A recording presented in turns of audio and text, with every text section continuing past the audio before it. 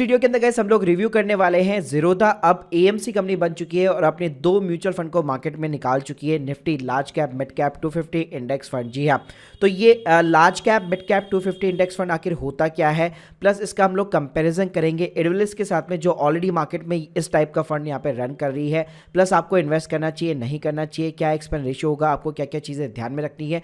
तो गाइस ये सारी जानकारी आपको मिलने वाली है इस वीडियो के अंदर। पहले एक बात करते हैं हम लोग ज़ीरोधा एएमसी की। तो देखिए ये जॉइंट वेंचर है सिंपली तरीके से ज़ीरोधा ब्रोकिंग और स्मॉल कैप्स टेक्नोलॉजीज के बीच में। तो इन्होंने अपने 2 म्यूचुअल फंड निकाले। वैसे तो एक ही टाइप की स्कीम है, एक नॉर्मल स्कीम है Nifty large cap mid cap 250 index fund और एक जो है ईएलएस म्यूचुअल फंड है।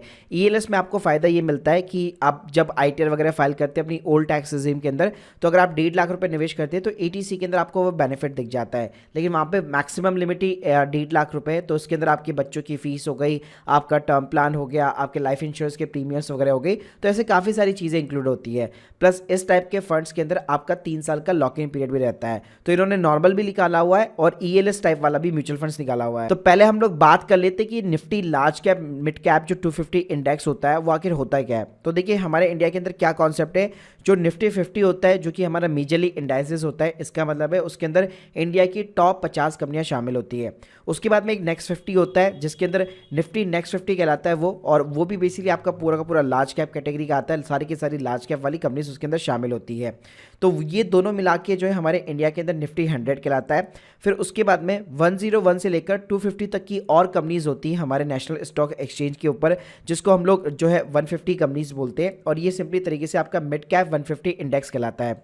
तो यहाँ पे क्या हुआ है, जो निफ्टी 50 है, जो नेक्स्ट 50 है और मिड कैप 150 है, इन तीनों ही को ही मिलाकर यहाँ पे जो है Nifty large cap mid cap 250 index fund बना दिया गया है। गाइस अगर आप सिंपली निफ्टी 100 और निफ्टी मिड कैप 150 दोनों को ही मिला देते हैं तो ये दोनों ही मिलकर बन जाते हैं 250 इंडेक्स फंड, और जिसके अंदर हमारे इंडिया के जितने भी स्टॉक एक्सचेंज जो है यहाँ पे जो है ट्रेडेड होते हैं हमारे नेशनल स्टॉक एक्सचेंज के ऊपर 84% जो है इसी का बेसिकली यहाँ पे पार्ट है। चलिए गाइस हम लोग रिटर्न भी यहाँ पे कंपैरिजन वगैरह कर लेते हैं 250 का। तो देखिए यहाँ पे निफ्टी 100 के रिटर्न्स दिए गए हैं, प्लस निफ्टी मिड कैप 150 के भी दिए गए हैं।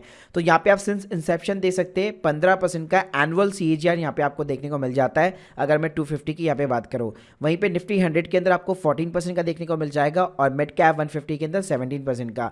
तो जनरली अगर आप देखेंगे 10 सालों का, 15 सालों का, 5 सालों का, तो निफ्टी 250 यहाँ पे जो आपका इंडेक्सेस है वो बेसिकली क्या करता है, आपका 100 और 150 का ऑलमोस्ट यहाँ पे एवरेज निकाल के आपको देता है। मैं गाइस अगर आप निफ्टी 100 के साथ में इसको कंपेयर करेंगे तो अगर पिछले 19 कैलेंडर ईयर्स में देखेंगे तो 11 बार इसने आउट परफॉर्म किया है। जी हाँ, स्क्रीन के सामने आप देख सकते हैं जैसे कि 2014 से लेकर 2017 तक आप देख सकते हैं निफ्टी 100 ने जहां पे जितने रिटर्न्स निकाल के दिए उससे ज्यादा लार्ज कैप मिड कैप 250 ने यहां पे निकाल के दिए हैं। गाइस अगर यहां पे मैं नेगेटिव टर्म्स में भी बात करूं, जैसे कि मान लीजिए 2008 के अंदर जब स्टॉक मार्केट यहां पे सिंपली तरीके से क्रैश हुआ था तो यहां पे नेगेटिव के अंदर ये 59% गया है, निफ्टी 100 53% गया है और मिड कैप जो है -64% गया था। अब में गाइस इसके अंदर अगर मैं टॉप 10 स्टॉक्स की बात करूं तो देखिए स्टॉक्स तो ऑब्वियसली बात है लार्ज कैप कंपनी से आएंगे, लेकिन उसका जो वेटेज होता है वो यहाँ पे कम हो जाता है। इसके अंदर आपको HDFC, Reliance, ICICI, Infosys, ITC, Larsen and turbo हो गया, टाटा कंसल्टेंसी हो गया, एक्सिस बैंक हो गया, कोटक महिंद्रा बैंक हो गया, भारतीय एयरटेल हो गया,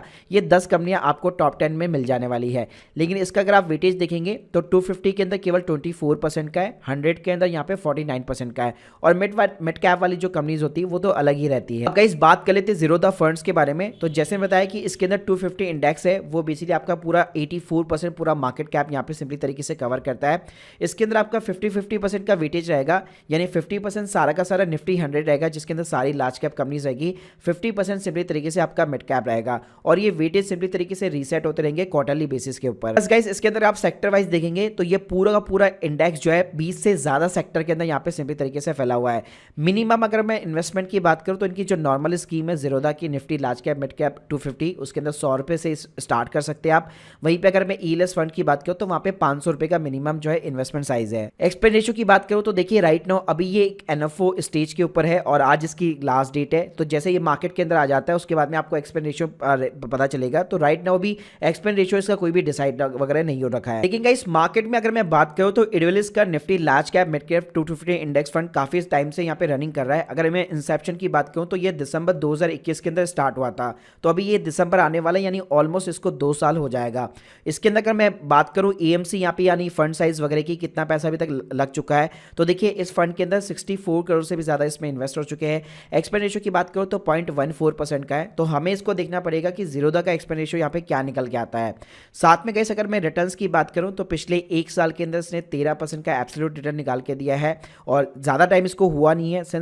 इंसेप्शन आप यहाँ पे देख सकते हैं 19% का यहाँ पे एब्सोल्यूट रिटर्न इसने निकाल के दिया है। प्लस गाइस अगर इसको सिंपली तरीके से मैं निफ्टी 50 के साथ में भी कंपेयर करूँ अभी करंट डेट के अंदर, तो यहाँ पे अभी राइट नाउ जो है 1 साल का निफ्टी 50 का जो रिटर्न है वो केवल 5.81% का है, जबकि इसने अच्छा खासा 13% का रिटर्न निकाल के दिया। गाइस 2022 में भी जब निफ्टी 50 ने 3.24% का रिटर्न यहाँ पे निकाल के दिया था, इस फंड ने यहाँ पे 4.04% का रिटर्न निकाल के दिया था। तो यहाँ पे आपको डेफिनेटली निफ्टी 50 और 100 कई बार उससे ज्यादा यहाँ पे आपको आउट परफॉर्म करता हुआ नजर आएगा ये वाला इंडेक्स फंड। बस गाइस इसके अंदर अगर मैं पोर्टफोलियो की बात करूँ तो मैं आपको ऑलरेडी जो टॉप 10 स्टॉक्स है वो ऑलरेडी बता चुका हूँ और वो उसी का यहाँ पे पार्ट होंगे, लेकिन इसके जो वेटेज वगैरह होंगे वो ऑब्वियसली यहाँ पे डिफरेंट तरीके से काम करेंगे। तो गाइस यहाँ पे अगर मैं सिंपली फाइनल कंक्लूजन देना चाहूँ तो देखिए, अगर आप टैक्स प्लानिंग के हिसाब से यहाँ पे देखना चाहते हैं, अगर आप टैक्स सेविंग पर्पज के हिसाब से देखना चाहते हैं, मान लीजिए अगर आपके पास में कोई भी एटीसी की यहाँ पे डिडक्शंस वगैरह नहीं है और अगर आप ईएलएस म्यूचुअल फंड देखेंगे, तो अगर मैं केवल इंडेक्स फंड्स की बात करूं तो मार्केट में केवल एक ही निफ्टी 50 का इंडेक्स फंड चलता है, 361 के नाम से है।